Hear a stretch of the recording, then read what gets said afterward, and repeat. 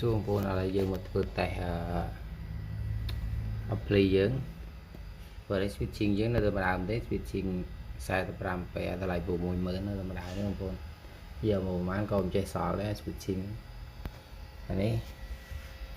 mà còn phi rồi vắt dương do ô solo anh ấy mà còn phi rồi vắt bọt sáp anh ấy bọt sáp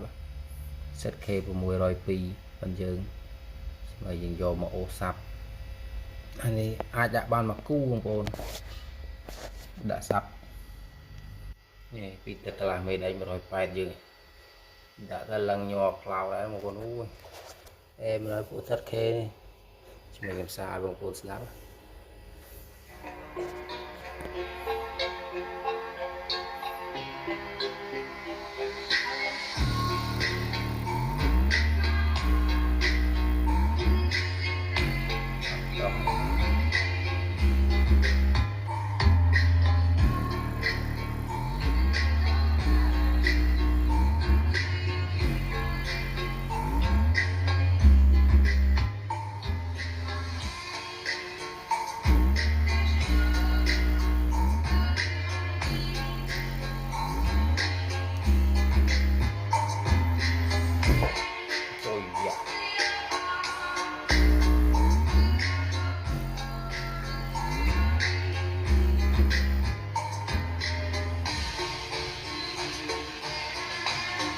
quay và hai con nó giật thì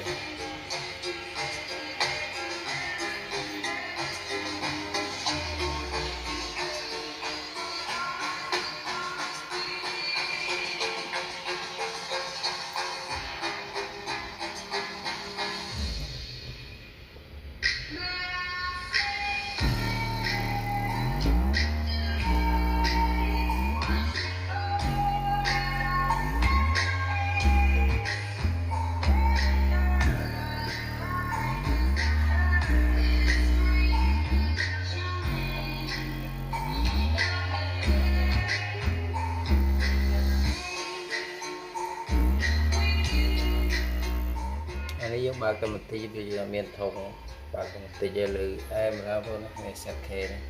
này bài ba mặc cu không ba con cha ba bị tội gì người ta đây